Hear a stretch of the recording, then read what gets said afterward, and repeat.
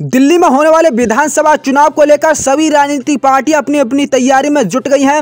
2025 में होने वाले विधानसभा चुनाव में किस पार्टी की बनेगी सरकार और कौन बनेगा दिल्ली का अगला मुख्यमंत्री? क्या तीसरी बार पूर्व मुख्यमंत्री अरविंद केजरीवाल करेंगे वापसी या फिर भारतीय जनता पार्टी इस बार दिल्ली राज्य में खिलाएगी कमल? तो इसी बीच दिल्ली में विधानसभा चुनाव को लेकर आरोप प्रत्यारोप का दौर शुरू हो गया है। तो भाई सभी राजनीतिक पार्टियों वोटर को लुभाने के लिए नई नई योजना की घोषणा कर रही हैं। यानी सभी राजनीतिक पार्टियों चुनाव से पहले रेवड़ियां बांटना शुरू कर देती हैं। दिल्ली में विधानसभा चुनाव के ऐलान से पहले आम आदमी पार्टी के मुखिया अरविंद केजरीवाल ने नई योजना शुरू की है। उन्होंने महिला सम्मान योजना लॉन्च की है। इसी दौरान उन्होंने कहा कि अब दिल्ली के प्रत्येक महिला को हर महीने 1000 रुपये मिलेगा। ऑटो ड्राइवरों के लिए भी बड़ा ऐलान किया है। केजरीवाल ने कहा है कि अगर दिल्ली में आम आदमी पार्टी की सरकार बनती है तो ऑटो ड्राइवर्स के लिए बड़े 5 काम किए जाएंगे। इसकी गारंटी के तहत केजरीवाल ने ऑटो वालों के इंश्योरेंस कवर करने की बात कही है। इसके तहत ऑटो ड्राइवर को 10 लाख रुपए तक की मदद मिलेगी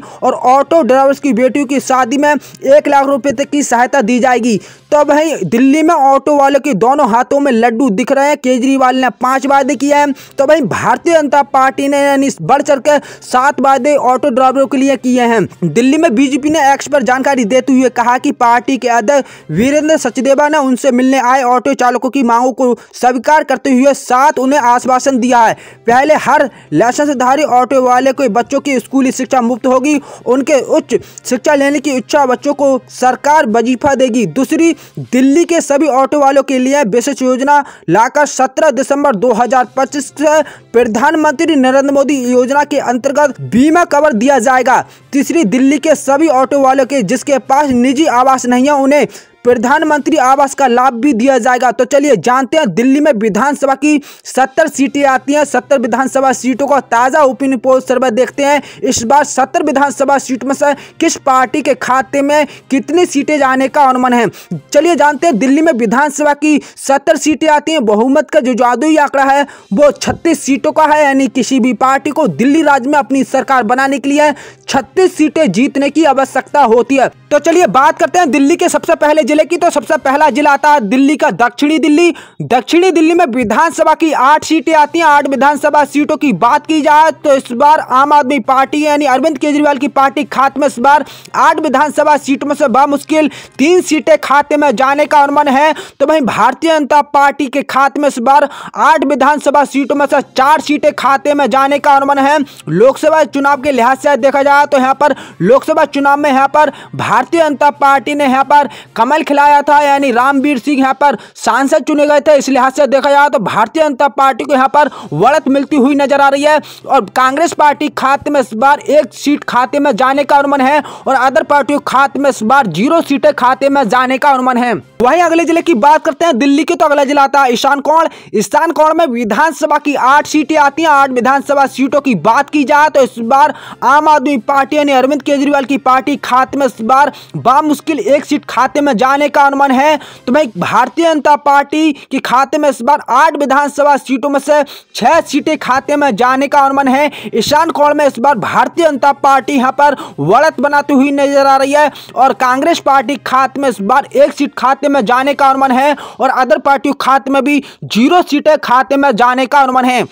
वहीं अगले जिले की बात करते हैं दिल्ली की। तो अगला जिला आता है उत्तरी दिल्ली। उत्तरी दिल्ली में विधानसभा की 8 सीटें आती हैं। 8 विधानसभा सीटों की बात की जाए तो इस बार आम आदमी पार्टी के खाते में 8 विधानसभा सीटों में से 4 सीटें खाते में जाने का अनुमान है। तो वहीं भारतीय जनता पार्टी के खाते में भी 8 विधानसभा सीटों में यानी 4 सीटें खाते में जाने का अनुमान है। यहाँ पर देखा जाए तो यहाँ पर भारतीय जनता पार्टी के जो लोकसभा चुनाव की बात की जाए तो भारतीय जनता पार्टी के जो एनडीए के खाते में गई है सीट। इस लिहाज से देखा जाए तो यहाँ पर उत्तरी दिल्ली में यानी आम आदमी पार्टी में और भारतीय जनता पार्टी में यानी बीजेपी पार्टी में यहाँ पर दिलचस्प कांटे का मुकाबला होने का अनुमान है। और कांग्रेस पार्टी खाते में इस बार 0 सीटें खाते में जाने का अनुमान है और अदर पार्टी खाते में इस बार 0 सीटें खाते में जाने का अनुमान है।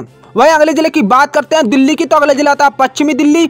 पश्चिमी दिल्ली में विधानसभा की 8 सीटें आती हैं। 8 विधानसभा सीटों की बात की जाए तो इस बार आम आदमी पार्टी अरविंद केजरीवाल की पार्टी खाते में इस बार 3 सीटें खाते में जाने का अनुमान है। तो वहीं भारतीय जनता पार्टी यूं कहा जाए कि बीजेपी पार्टी के खाते में इस बार 8 विधानसभा सीटों में से 3 सीटें खाते में जाने का अनुमान है। पश्चिमी दिल्ली में इस बार दिलचस्प कांटे का यानी त्रिकोणीय मुकाबला होने का अनुमान है और कांग्रेस पार्टी खाते में 2 सीटें खाते में जाने का अनुमान है। पश्चिमी दिल्ली की लोकसभा सीट की बात की जाए तो यहाँ की लोकसभा की सीट कमलजीत शेरावत यहाँ पर जो सांसद चुने गए हैं यानी भारतीय जनता पार्टी के एनडीए के खाते में गई है। इस लिहाज से देखा जाए तो यहाँ पर पश्चिमी दिल्ली में यहाँ पर भारतीय जनता पार्टी यूं कहा जाए कि बीजेपी पार्टी यहाँ पर बढ़त बनाने का अनुमान है। वहीं अगले जिले की बात करते हैं दिल्ली की, तो अगला जिला आता है दिल्ली का चांदनी चौक जिला। चांदनी चौक में विधानसभा की 8 सीटें आती हैं। 8 विधानसभा सीटों की बात की जाए तो इस बार आम आदमी पार्टी यानी अरविंद केजरीवाल की पार्टी खाते में इस बार 8 विधानसभा सीटों में से वह मुश्किल 3 सीटें खाते में जाने का अनुमान है। तो वहीं भारतीय जनता पार्टी के एनडीए के खाते में यानी 8 विधानसभा सीटों में से 4 सीटें खाते में जाने का अनुमान है।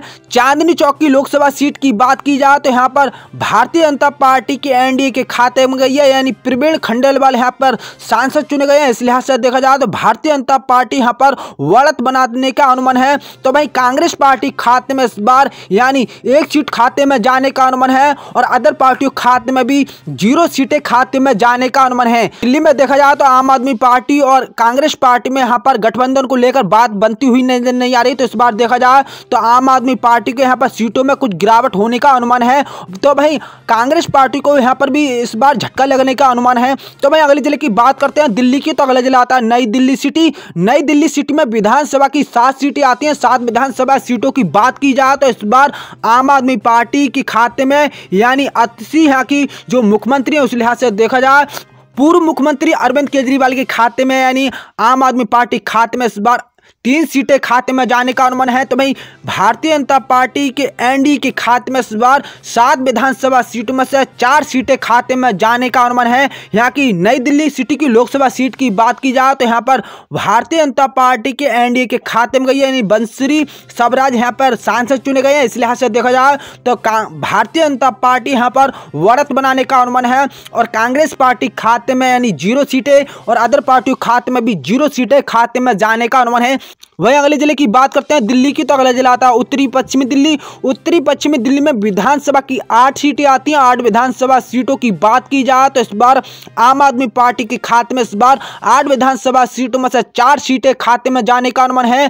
तो वहीं भारतीय जनता पार्टी के एनडीए के खाते में 8 विधानसभा सीटों में से 3 सीटें खाते में जाने का अनुमान है और कांग्रेस पार्टी खाते में इस बार 1 सीट खाते में जाने का अनुमान है। उत्तरी जिले की बात करते हैं दिल्ली की, तो अगला जिला आता है उत्तरी पूर्वी दिल्ली। उत्तरी पूर्वी दिल्ली में विधानसभा की 8 सीटें आती हैं। आम आदमी पार्टी यूं कहा जाए कि अरविंद केजरीवाल की पार्टी खाते में यानी 3 विधानसभा की सीटें खाते में जाने का अनुमान है।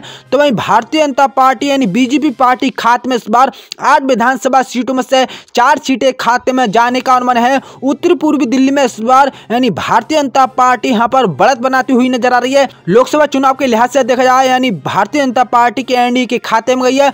मनोज तिवारी यहाँ पर सांसद चुने गए हैं भारतीय जनता पार्टी की तरफ से। तो इस लिहाज से देखा जाए भारतीय जनता पार्टी यहाँ पर उत्तरी पूर्वी दिल्ली में यहाँ पर बढ़त बनाती हुई नजर आ रही है और कांग्रेस पार्टी के खाते में इस बार वह मुश्किल 1 सीट खाते में जाने का अनुमान है और अदर पार्टी खाते में 0 सीटें खाते में जाने का अनुमान है। वहीं अगले जिले की बात करते हैं दिल्ली की, तो अगले जिला आता है पूर्वी दिल्ली। पूर्वी दिल्ली में विधानसभा की 7 सीटें आती हैं। 7 विधानसभा सीटों की बात की जाए तो इस बार आम आदमी पार्टी खाते में इस बार 7 विधानसभा सीटों में से 3 सीटें खाते में जाने का अनुमान है। तो वहीं भारतीय जनता पार्टी यूं कहा जाए कि बीजेपी पार्टी के एनडीए के गठबंधन खाते में इस बार 7 विधानसभा सीटों में से 4 सीटें खाते में जाने का अनुमान है।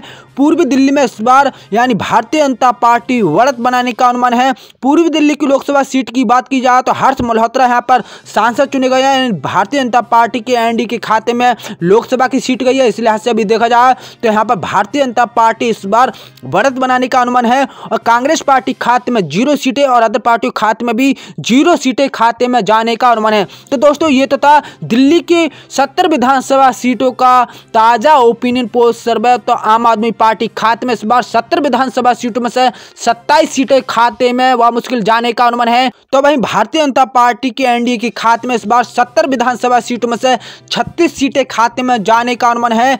भारतीय जनता पार्टी यहाँ पर जो सरकार को बनाने का आंकड़ा छूती हुई नजर आ रही है, तो वहीं कांग्रेस पार्टी खाते में इस बार यानी 7 सीटें खाते में जाने का अनुमान है और अदर पार्टी खाते में भी 0 सीटें खाते में जाने का अनुमान है। तो दोस्तों, हमारे चैनल पर पहली बार आए हो तो चैनल को सब्सक्राइब कर लेना, वीडियो को लाइक कर लेना, हमारी वीडियो को अपने दोस्तों को ज़्यादा से ज़्यादा शेयर कीजिए।